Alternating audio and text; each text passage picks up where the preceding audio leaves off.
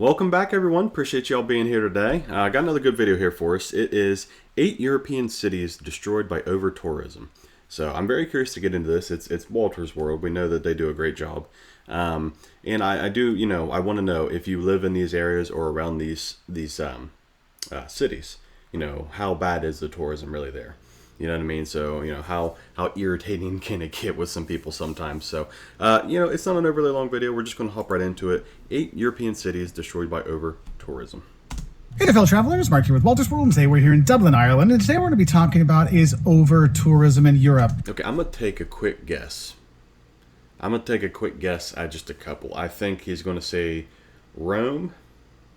I think he's going to say maybe like Prague, maybe. I could see, Prague has always been one of those ones that's kind of up there on my list.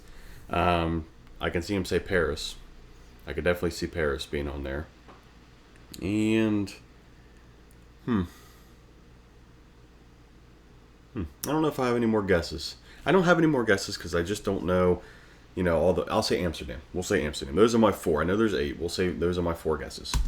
Look, there are destinations in Europe that are really overflowing with tourists to the point that the cities can't handle it. And I kind of wanted to talk about some of those really famous places that you want to visit when you come to Europe, but you really will see an overabundance of tourists. I mean, they're kind of a victim of their own success because these are all fantastic places, but I just want you to have an idea of where the ones I've seen the most over-tourism, overall, okay? And probably one I need to talk about, and one you'll hear about in the news, is Venice, Italy. And Venice, you'll see there's so many more tourists that go there every year than people that live there. I mean, we're talking... Why I didn't think about Venice, I don't know, but I didn't think about Venice. Talking millions of visitors, but only like 40,000 inhabitants actually in the city.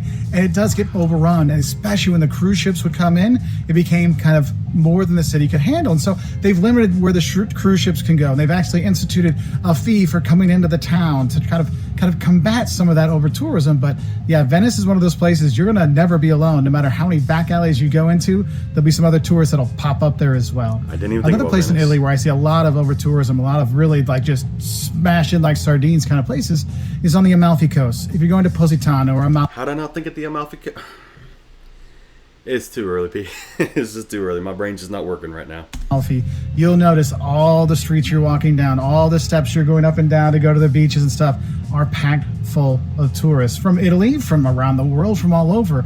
But that's another place. That's why I tell people, look, if you don't want to get run over and smash like a sardine in Amalfi, maybe try Puglia, another part of Italy. That might be another good place to go because it's beautiful, great food, and not as many tourists, okay? Another place that I see a lot of tourists go, and it really is kind of like on the over-tourism board, but they've done a really good job of managing it, though, is Barcelona, Spain. And in Barcelona, you have tourists that come all year round. So that's one of the things. So it's got great stuff all the time. And there's tons of museums. There's beaches there. There's stuff for everybody. Hence why everybody floods in. But the city has done a good job of kind of mitigating this by trying to get people to go out to other cities. Like, oh, go visit Girona when you're here. Go head out to the beaches when you're here. Have a day of culture when you're here. So that's kind of a nice thing.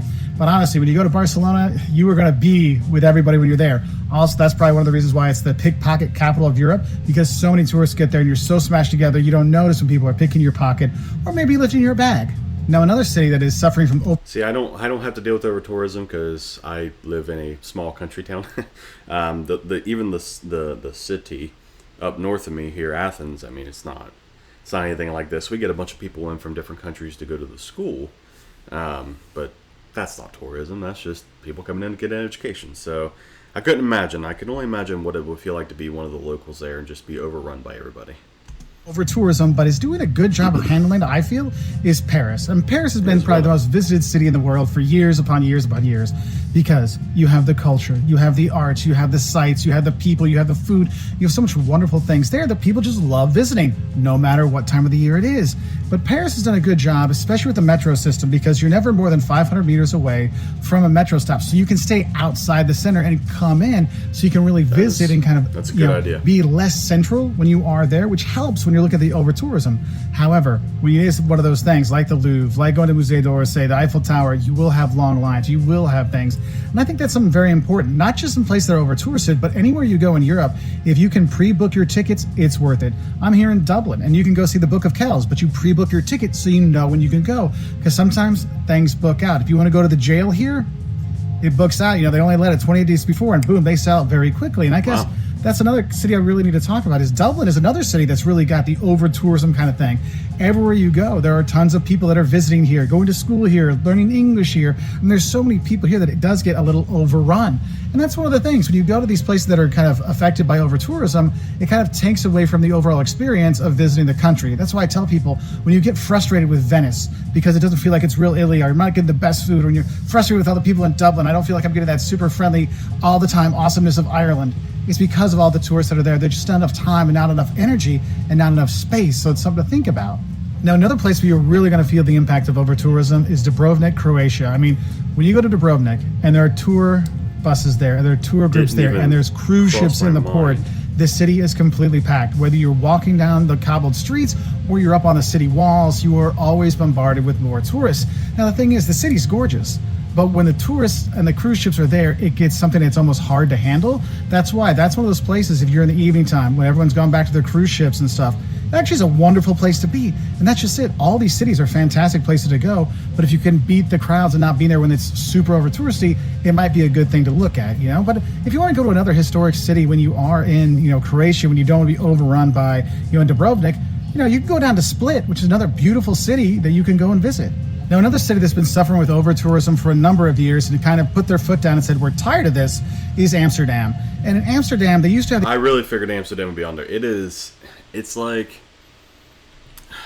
it's almost everybody's secret love here in the U.S. Like, everybody I know is like, well, I would love to go over and just, you know, go explore the countries of Europe. Where's one place you really go? Amsterdam. I really want to go to Amsterdam. It's like, everybody says it.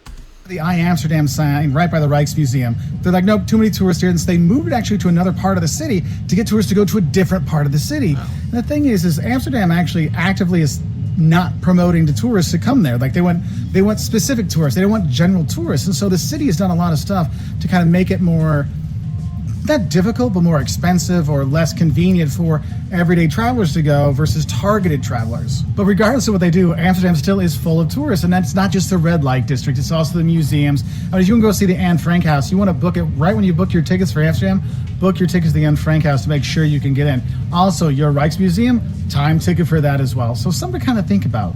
Now, this past summer we spent in Greece, and there's actually two spots in Greece that really suffer from over-tourism.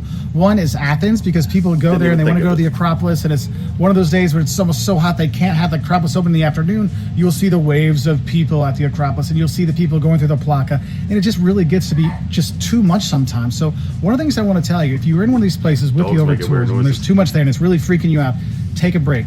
Find a cafe, go get a drink, get yourself away from it, or do a day trip from some of these places. For example, Amsterdam, instead of staying in Amsterdam, why don't you stay in Haarlem or Utrecht? If you're going to be in Athens, go visit Piraeus, go visit the port where you're there. There's some stuff to see there, and that can kind of get you away from that insanity of the over-tourism.